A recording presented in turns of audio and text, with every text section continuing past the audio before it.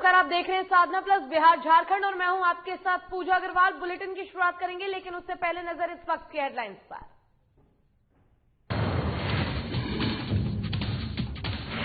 साधना plus की खबर का असर लातेहार जिले के हरिनार निवासी चैतप सिंह को जल्द मिलेगा पीएम आवास योजना का लाभ। टूटे हुए मकान में रहने को मजबूर है पूरा परिवार।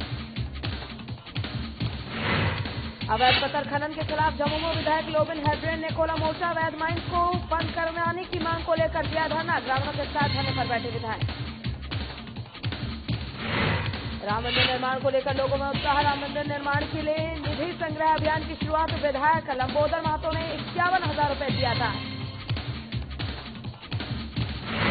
पूर्णिया पुलिस को मिली बड़ी सफलता। पुलिस ने 2 किलोमीटर तक पीछा कर 2 शराब तस्करों को किया गिरफ्तार। तस्करों के पास से 96 बोतल अवैध शराब बरामद।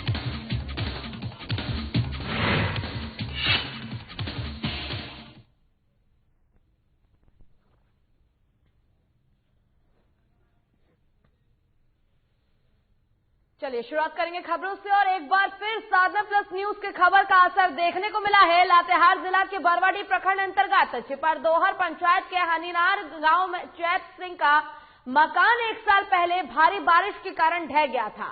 तब से पूरा परिवार इस टूटे हुए घर में रहने को मजबूर था।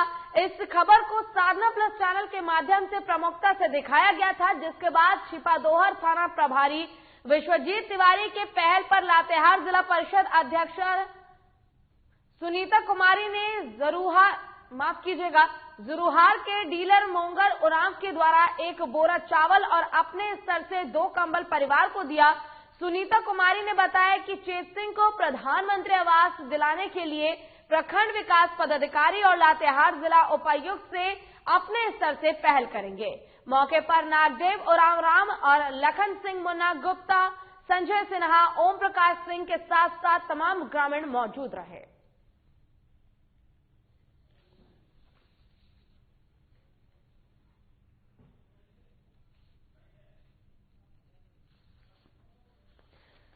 साधना प्लस न्यूज की खबर का असर देखने को मिला है। दरअसल लातेहार जिला के बरवाडी प्रखंड अंतर्गत छिपरदोहर पंचायत के हनीनार गांव चैत सिंह का मकान ढह गया था आज से ठीक 1 साल पहले, जिसको बड़े ही प्रमुखता के साथ साधना प्लस ने अपने चैनल पर दिखाया था। जिसके बाद से अब इस पर पहल करते हुए अब इन गरीब परिवार को प्रधानमंत्री आवास योजना का लाभ भी दिया जाएगा और साथ ही इन्हें कंबल भी दिए गए हैं, ताकि अब जो इनकी परेशानी है उसे और कम किया जा सके।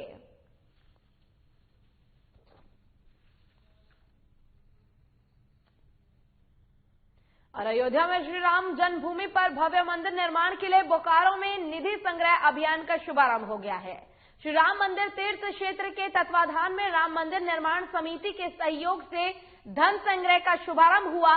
इसमें गोमिया विधायक डॉक्टर लंबोदर महतो ने मंदिर निर्माण के लिए 51,000 रुपए की सहयोग राशि दान की है। गोमिया विधायक डॉक्टर लंबोदर महतो ने पेटरवार स्थित आवास पर पहुंचने के बाद राम मंदिर निर्माण समिति के जिला संचालक अशोक दास को राशि भेंट की। राम मंदिर तीर्थ क्षेत्र ट्रस्ट के द्वारा राम जन्मभूमि पर भव्य मंदिर निर्माण के लिए यह घोषणा की गई है। इस भव्य राम मंदिर का निर्माण देश के हर वर्ग के सहयोग से होगा, जिसके निर्माण संपूर्ण भारत में जन जागृति कर धन संग्रह किया जाएगा। डोमिया विधायक डॉक्टर लंबोदर महतो ने कहा कि राम जन्मभूमि अयोध्या में प्रभु राम का मंदिर बनने जा रहा है, जो राष्ट्र प्रतीक बनने जा रहा है। यह हम सबके लिए गौरव की बात है। मंदिर निर्माण में समाज का हर वर्ग बढ़ चढ़कर हिस्सा ले रहा है। निर्माण समिति मंदिर निर्माण के लिए सहयोग राशि दी गई है।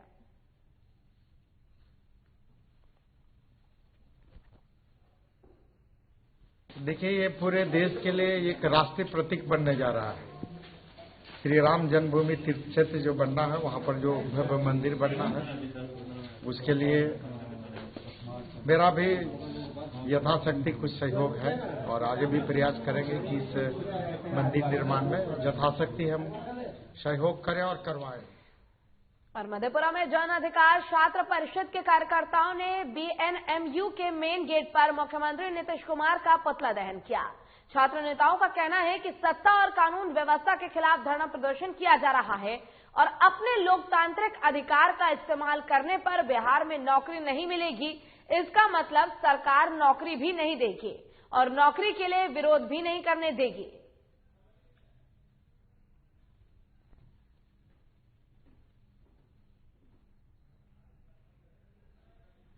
सरकार के द्वारा एक तुगलकी फरमान जारी किया गया है। प्रदर्शनकारी अगर आपराधिक मुकदमे में उससे दर्ज होंगे तो उनको सरकारी नौकरी और सरकारी ठेके से वंचित कर दिया जाएगा।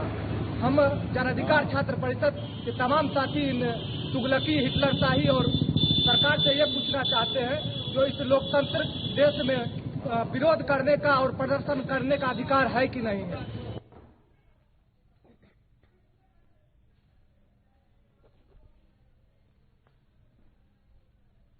और बहुचर्चित रुपेश हत्याकांड की सीबीआई जांच कराए जाने की मांग करते हुए जन अधिकार पार्टी के सुप्रीमो पप्पू यादव ने सरकार से मृतक की पत्नी को सरकारी नौकरी और 25 लाख रुपए मुआवजा दिए जाने की मांग की है।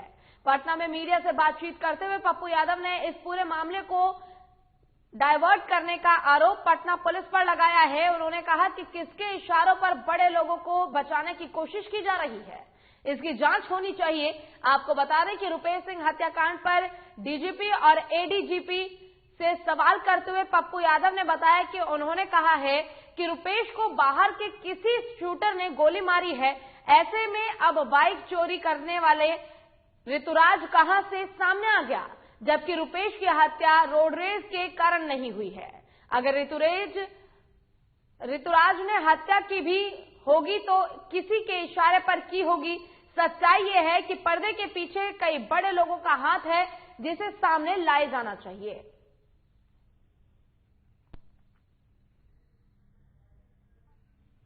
मैं जानना चाहता हूं क्या ऋतुराज शूटर हैं? जब ऋतुराज इंग्लिश में बोलते हैं, जयपुर में पढ़ते हैं, फादर करोड़पति है, मां टीचर है और इकलौता बेटा है, यदि ऋतुराज शूटर है तो शूटर को हायर किसने किया?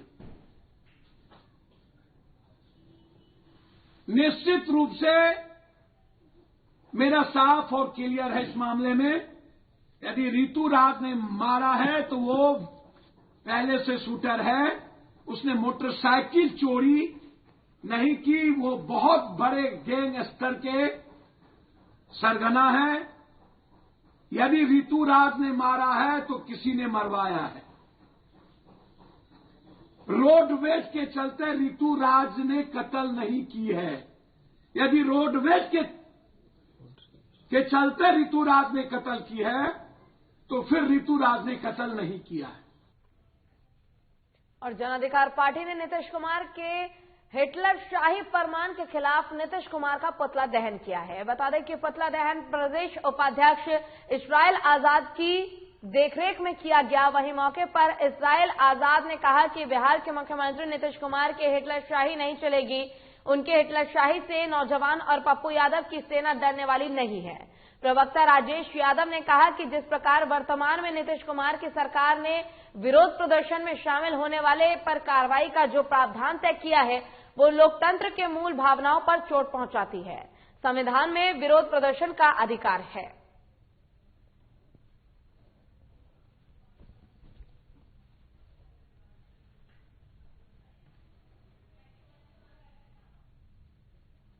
और कांग्रेस की रामगढ़ विधायक ममता देवी ने अपनी सिक्योरिटी सेवा हटा दी है। वहीं इस मुद्दे पर लगातार सरकार पर सवाल भी उठ रहे हैं। हालांकि ममता देवी का कहना है कि प्रशासनिक अधिकारी उनकी सुनते नहीं हैं और जब उनके क्षेत्र की जनता ही सुरक्षित नहीं है तो वो सुरक्षा लेकर क्या करेंगे। अब इस मुद्दे पर कांग्रेस और जेएमएम के नेता सफाई देने में जुटे हुए हैं। देखिए इस पर हमारी ये खास रिपोर्ट।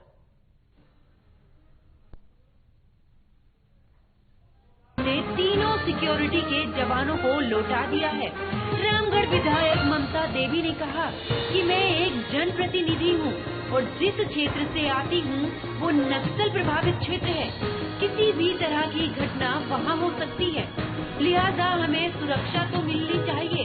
हालांकि सिक्योरिटी के जवानों को लौटाने के मुद्दे पर ममता देवी ने कहा कि जब मेरे क्षेत्र की जनता ही सुरक्षित नहीं है तो मैं सुरक्षा लेकर क्या करूंगी। हालांकि उन्होंने सरकार और प्रशासन से कई सवाल भी किए हैं। एक प्रोटोकॉल जो होता है, क्योंकि ऐसे हमारा क्षेत्र उग्रवादी क्षेत्र घोषित है, कई किडनैपिंग केसेस वहाँ हो चुके हैं, मर्डर केसेस हो चुके हैं, जिसकी वजह से सुरक्षा हर जनप्रतिनिधि को मिलनी चाहिए। तो ऐसे आउट एरिया में जब हम लोग जाते हैं जो कि एकदम ग्रामीण क्षेत्र है, जंगली एरिया है, बस उस एरिया में जाते हैं तो वहाँ के लिए डिमांड की जाती है। लेकिन हमारा ये नहीं था कि भाई हमें कारपेट चाहिए, इस वजह से हमने बॉडीगार्ड्स वापस किए, ऐसी बात नहीं है। मेन बात यह है कि जनता की वहाँ सुनवाई नहीं होती है।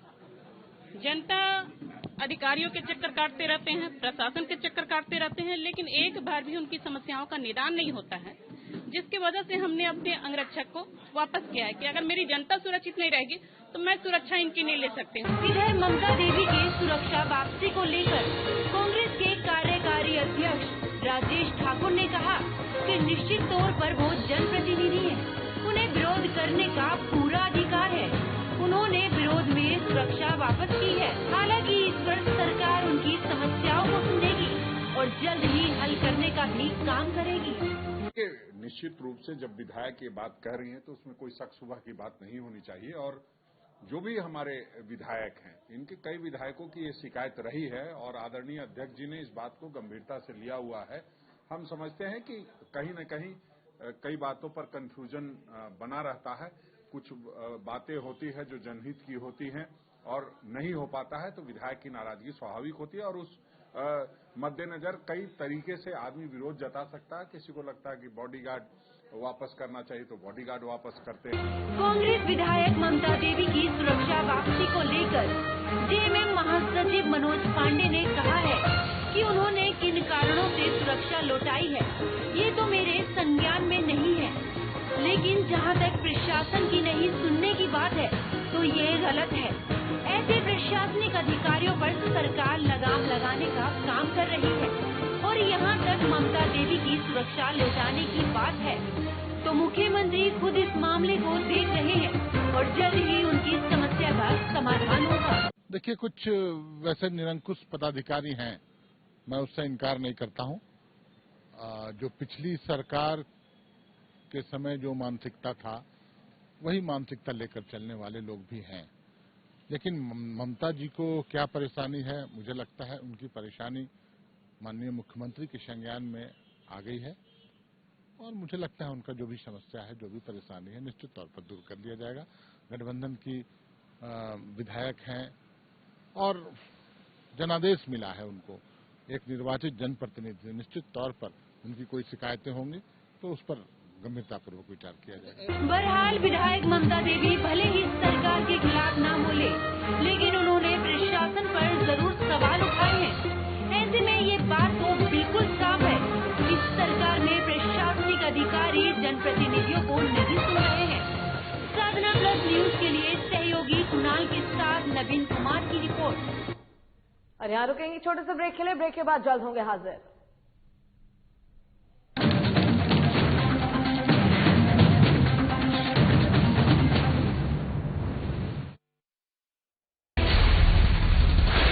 बिहार झारखंड के साथ देश दुनिया की हर बड़ी खबर देखिए फटाफट अंदाज में शाम 7:30 बजे। खबरें सुपरफास्ट सिर्फ साधना प्लस पर।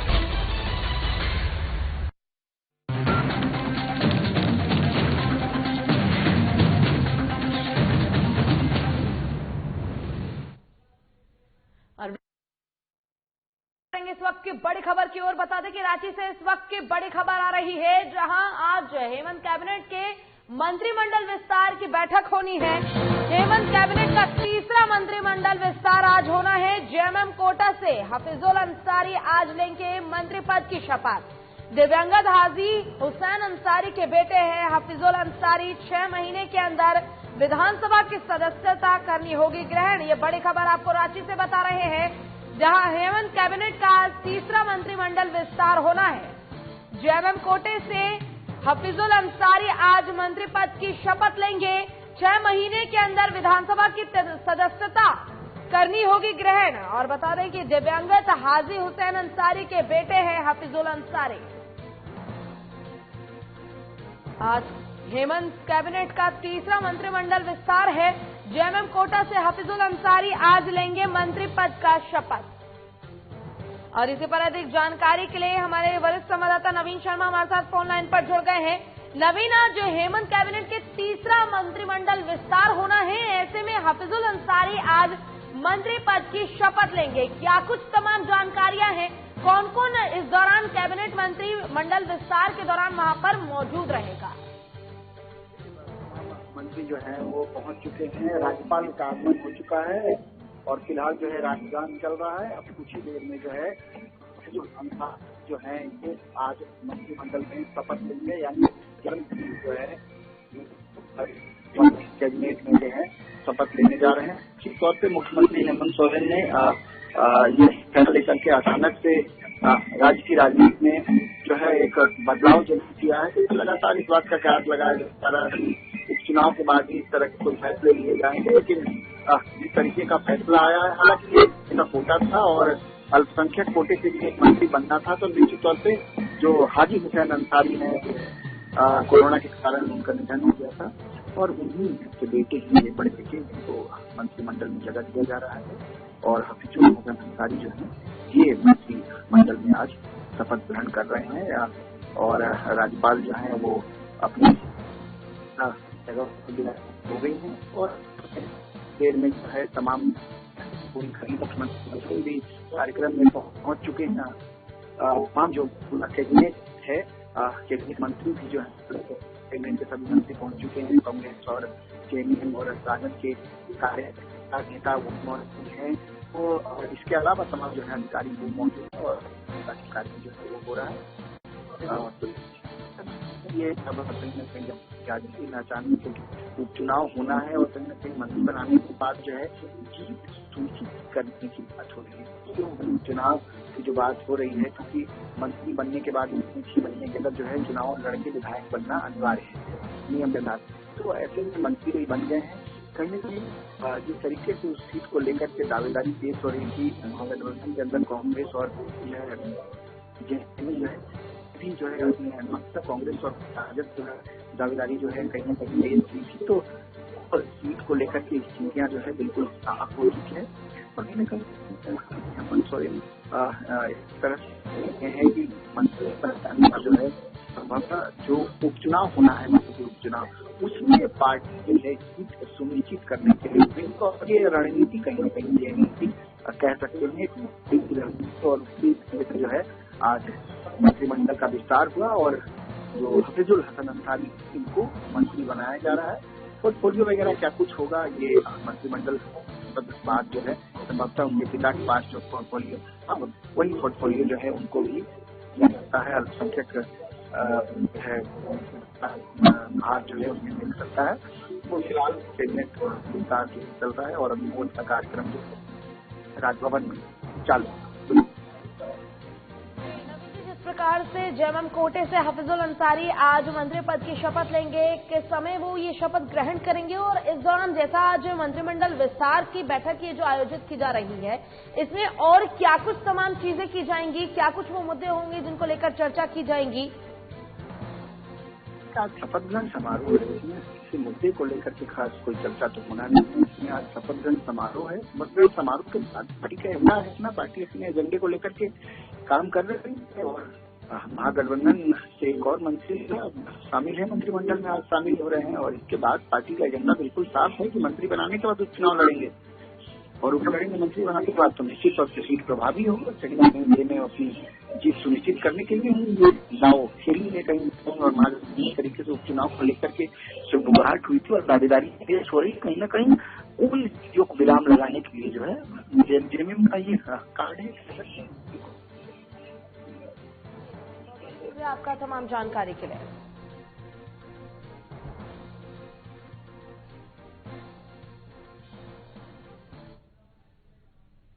चलिए रुक करेंगे खबरों की ओर। बता दें कि आज हेमंत सोरेन की अध्यक्षता में कैबिनेट की बैठक होनी है जिसमें मंत्रिमंडल विस्तार को लेकर चर्चा की जाएगी। आज 12:30 बजे राजभवन में हाजी हुसैन अंसारी के बेटे मंत्री पद का शपथ लेंगे। आपको बता दें कि शपथ के पहले हफीजुल अंसारी ने आज गुरुजी से मिले और उनका आशीर्वाद लिया।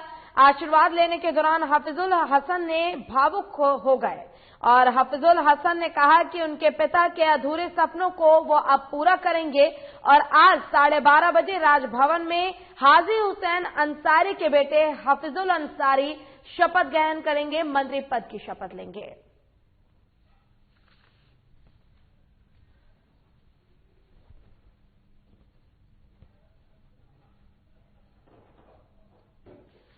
आज हेमंत सोरेन की अध्यक्षता में कैबिनेट की मंत्रिमंडल विस्तार आज होनी है, जिसको लेकर आज हाजी हुसैन अंसारी के बेटे हफीजुल अंसारी मंत्री पद की शपथ लेंगे। इस दौरान वो अपने गुरुजी का आशीर्वाद लेने पहुंचे और हफीजुल हसन ने इस दौरान वो काफी ज्यादा भावुक हो गए आशीर्वाद लेते दौरान, और उन्होंने ये कहा कि अब वो अपने पिता का सपना पूरा करेंगे।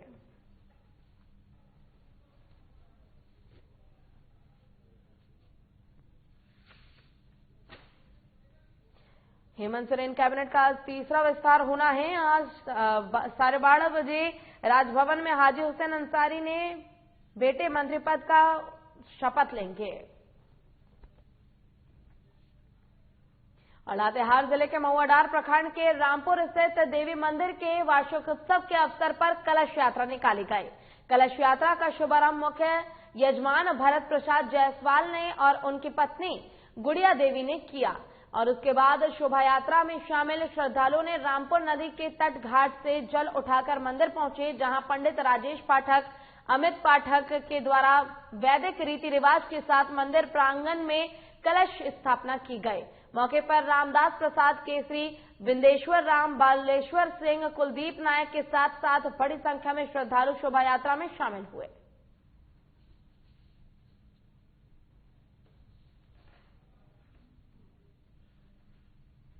और साहिबगंज जिला के बोरियो विधानसभा के झामुमो विधायक लोबिन हैब्रेन ने मोर्चा खोल दिया है।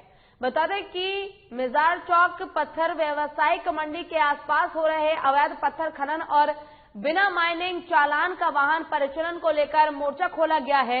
विधायक ने पत्थर व्यवसायियों के खिलाफ बिगुल फूंक दिया है और उन्होंने बुधवार देर शाम से ही बिहार झारखंड के सीमा स्थित मिर्जा चौकी चेक पोस्ट पर टेंट लगाकर धरना में कार्यकर्ताओं के साथ बैठे हुए हैं। उन्होंने मिर्जा चौकी बड़तल्ला के ग्रामीणों को हो रही परेशानियों के साथ साथ माइंस चोरी मामले में साहिबगंज प्रशासन को दोषी ठहराया है।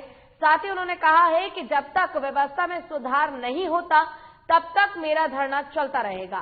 साथ ही अवैध क्रशर से उड़ने वाले डस्ट से आसपास के लोगों को हो रही परेशानी को भी समझते हुए उन्होंने ये निर्णय लिया है कि साथ ही जिला के तमाम आला अधिकारियों को कड़ी हिदायत देते हुए कहा है कि आम लोगों की समस्या को जल्द से जल्द सुधार करें। उन्होंने ये भी कहा है कि शुक्रवार सुबह 9 बजे रैली निकाला जाएगा और जहां भी अवैध माइंस या अवैध क्रशर चल रहा है सबको पूरी तरह से बंद कराया जाएगा। नहीं है, हमने बिगुल फूंक दिया। ये पत्थर व्यवसायी के अगेंस्ट में हमने बिगुल फूंक दिया है और ये कार्यक्रम मेरा चलेगा जब तक यहाँ के लोगों को न्याय नहीं मिलेगा। हम कहते हैं कोई पहाड़िया है, ठीक है जमीन दिया तुमको, लेकिन एक किसी दूसरे आदमी को जमीन तुम क्यों बर्बाद करेगो? आज डैम जहाँ जहाँ था डैम शिफ्ट कर दिया, तालाब शिफ्ट हो गया, खेत जमाबंदी लोगों का जमीन बर्बाद हो रहा है। वहाँ पर जो घास पात है, साला घास पात है इतना, वहाँ पर इतना डस्ट जमा है, माल मही से नहीं चढ़ पा रहा। गांव में जो लोगों का साग सब्जी है वो भी खत्म है, वो भी इतना डस्ट भरा हुआ है। लोग खाना नहीं खा पा रहे हैं, लोग कपड़ा नहीं सुखा पा रहे हैं। कौन इसको अधिकार दिया? और पूर्णिया एसपी दयाशंकर के निर्देश पर लगातार शराब तस्करों पर शिकंजा कसने का सिलसिला जारी है। वाहन चेकिंग के दौरान बनमखी थाना के दोवोत्तर पुल के पास पुलिस को देख तस्कर भागने लगे। भागते हुए कार को देखकर प्रशिक्षु डीएसपी सह थाना अध्यक्ष शिवशंकर कुमार ने अपने टीम के साथ 2 किलोमीटर दूर तक पीछा करने के बाद तस्करों को धर दबोचा। इस दौरान पुलिस ने कार सवार दोनों व्यक्तियों को गिरफ्तार कर लिया। कार चालक कमलेश कुमार मधेपुरा जिले के उदाकिशुनगंज का रहने वाला है, जबकि कार में बैठा दूसरा शख्स विजय कुमार चौधरी बनमखी धीमा का निवासी बताया जा रहा है। पुलिस तलाशी में स्विफ्ट कार में 4 कार्टून में 96 बोतल शराब जब्त की गई है, जिसकी मात्रा लगभग 35 लीटर है। तस्कर के पास से अवैध शराब के अलावा 2 मोबाइल फोन, 1 लैपटॉप, एक खुला हुआ नंबर प्लेट जब्त किया गया है। और पुलिस पूछताछ में शराब तस्करों ने बताया कि बनमखी से धीमा जा रहे थे वो सभी, और फिलहाल दोनों शराब तस्करों के खिलाफ बिहार मद्य निषेध अधिनियम के तहत कार्रवाई की जा रही है।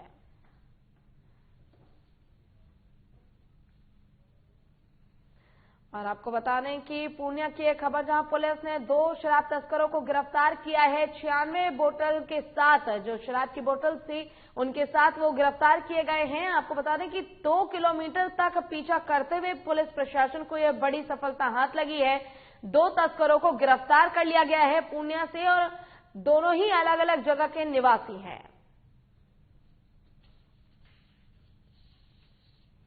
पूर्णिया एसपी दयाशंकर के निर्देश पर लगातार शराब तस्करों पर शिकंजा कसने का सिलसिला अभी भी जारी है। और किसान आंदोलन को लेकर कांग्रेस सरकार पर लगातार मुखर होती जा रही है। सूबे के गोड्डा में किसानों के समर्थन में बड़ी ट्रैक्टर रैली करने के बाद अब कांग्रेस प्रदेश भर में आंदोलन करने जा रही है। साथ ही कांग्रेस इसके लिए कई कार्यक्रमों का आयोजन भी कर रही है। आपको बता दें कि प्रदेश कांग्रेस कमेटी के अध्यक्ष सह कैबिनेट मंत्री रामेश्वर ओरांव के साथ राज्य कृषि मंत्री बादल पत्रलेख ने कांग्रेस कार्यकर्ताओं और नेताओं से मुलाकात की। साथ ही आंदोलन की रूपरेखा और रोडमैप पर चर्चा की। वहीं पत्रकारों से बात करते हुए रामेश्वर ओरांव ने कहा कि केंद्र सरकार के खिलाफ कांग्रेस ने प्रदेश में भी मोर्चा खोल दिया है। साथ ही कहा कि 10 फरवरी को सभी प्रखंडों में किसान अधिवेशन किया जाएगा और 13 फरवरी को सभी जिला मुख्यालयों में 10 से 20 किलोमीटर की पदयात्रा की जाएगी। वहीं बादल पत्रलेख ने भी केंद्र सरकार पर जमकर निशाना साधा। उन्होंने कहा कि केंद्र के 3 काले कृषि कानून के खिलाफ आंदोलन अब और बुलंद हो रहा है और उन्होंने आगे कहा कि हम किसी भी हाल में ये कानून लागू नहीं होने देंगे। केंद्र की मोदी सरकार किसानों को लेकर संवेदनशील हो गई है।